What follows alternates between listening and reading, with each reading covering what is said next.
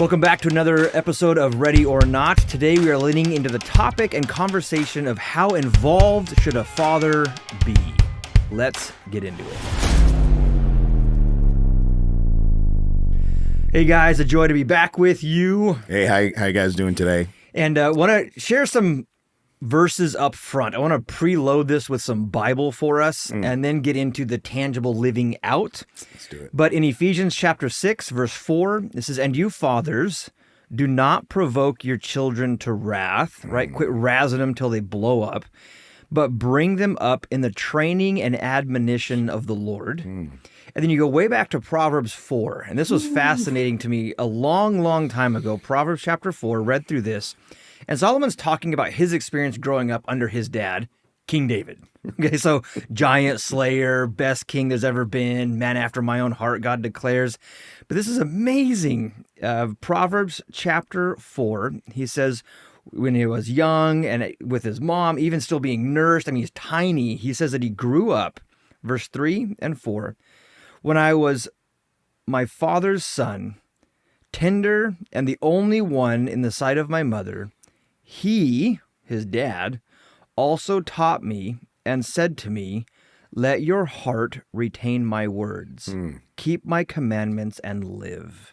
Get wisdom, get understanding.'" And he goes down this incredible list, but he's saying, I remember being tiny, the only one and tender in the sight of my mom, and my dad told me to get understanding and retain the words that he told me and all these things.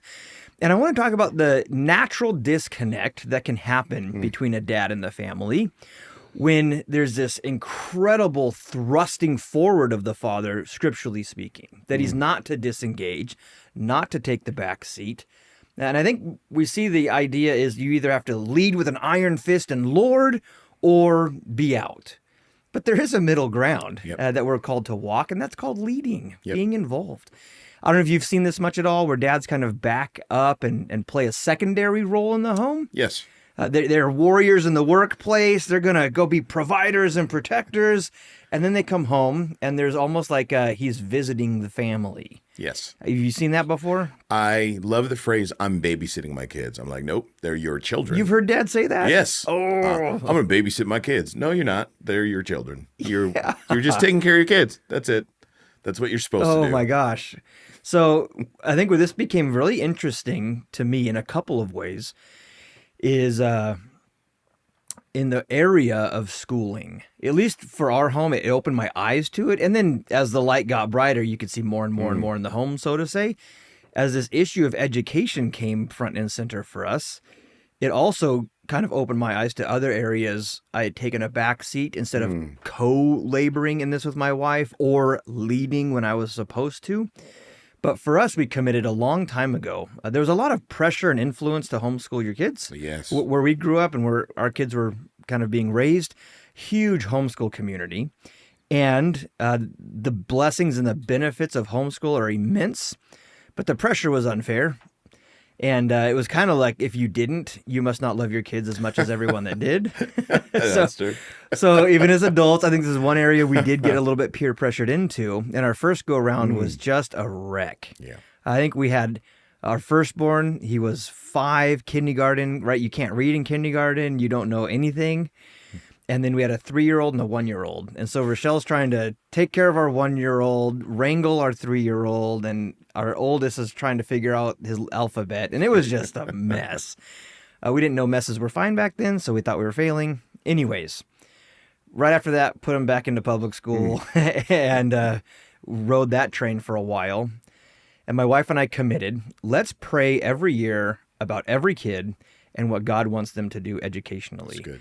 And we truly have. It's been back and forth and all over the place. We went back to homeschool later on. Huge blessing the second time.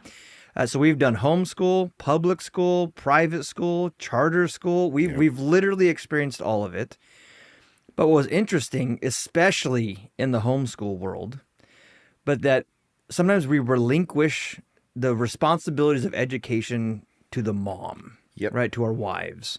And I think it is flat out wrong. I agree.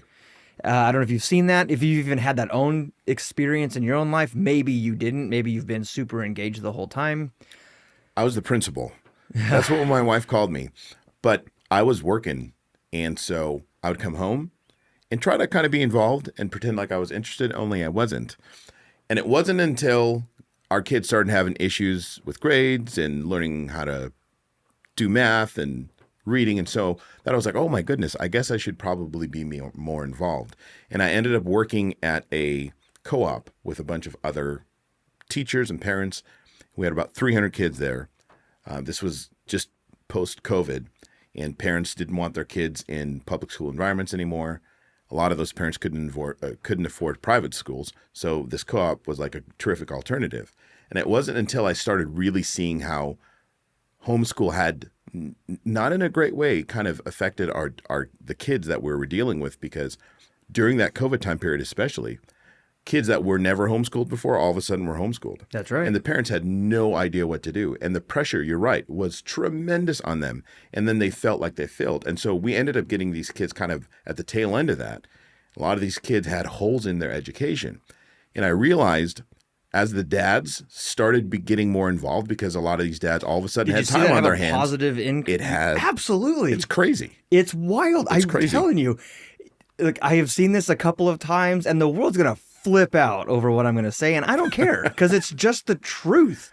When a man walks into a room with the God-given role that he's to play, in love and grace and mercy, but in confidence and in strength, just walks into the room, it changes. Absolutely. With kids, anywhere. Yep. And when we step into the life of our kids' education, when we step into the life of our kids' role within the responsibilities of the home, it changes things for the better. Yes. Oh, now look, gentlemen, don't have, I'm going home and turning tables. Like, that's it. I'm in control now.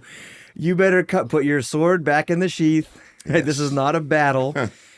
But do you know your kids' grades? Have you met their teachers? I love going and just saying, hello, I'm such and such's parent, and I'm here to help you, and I'm also watching you. Yes. We went into the school library, said, hi, we'd like to know if you have any of these kinds of books.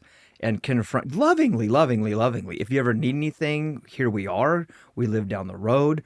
We love the school. We love the teachers. We'll get gift cards, support them, but letting them know they're also accountable, Absolutely. Not just to mom, but to dad. Yes. And so there's this beautiful understanding that you are teaching my child. Yes. And I am involved. And I am watching. And so whether that's in the public or charter school or private or in the homeschool, I think I fell into, well, my wife was doing all of the teaching part. She was sitting down doing the alphabet, and then as that went on, whether it was science or history or whatever, so then I didn't need to be involved. And I think I blew it, because what a support to her if I express that I care and I show interest in what she's doing and help hold the kids accountable, or maybe pick up one or two of those responsibilities. And like anyone listening, I know it's hard. Especially dads, if it's the normal situation, you're gone longer than most. You come home just depleted in a different way. Our wives are too, but it depleted in a unique way. And so you want to sit down and unplug for a minute. Well, a saying my grandma hated, but we'll rest in heaven. But in reality, the kids are going to leave. Yes. You'll rest when they leave, but be involved while they're there. Yes. Right. Especially in the world of education. Any tips or tricks or thoughts that come to mind? Because this can also be an area of collision. Yes. Don't fight. You have to, I think to some extent, if you're going to do it together, then that means that one person has to relinquish full control because you're doing it collectively. What we found out in our home is that my wife did most of it because she was at home with the kids most of the time. Just time availability. So I couldn't come in and like, well, this is the way we're going to do it. Nope. I had to come in and see what was going on and then assess the situation and then support her where she needed support, since she's the primary one educating our kids. And so finding kind of a balance in that is important. And I think, like you mentioned earlier, like the influence that a man has walking to a room is a big deal. I taught kids for a few years. Male teachers have a different effect than female teachers. It is what it is. It's the truth. And I think about our homes specifically. Boys are going to grow up and be us, and the girls are going to grow up and marry us. Like, our influence is huge. Yep. No doubt. thinking about this kind of maybe one last thought or area of conversation, but being on the same page with your spouse, right? We sometimes maybe messed up and worked out our differences in the living room, and that should have been in the bedroom. Yep. Where my wife wanted to either be maybe higher expectations than I did, or vice versa. There's different topics, different areas of education where I had really high expectations and she wanted to give a little grace, and or vice versa. And we'd work that out. And don't do that in front of the kids, right? Guys, as you re-engage, lead, support your wife, but you guys got to get into a quiet, secret place. Yes. What is the expectation? Is it straight A's always? Is there an area to like, well, if they are struggling in an area, which there's a movement now that grades don't matter.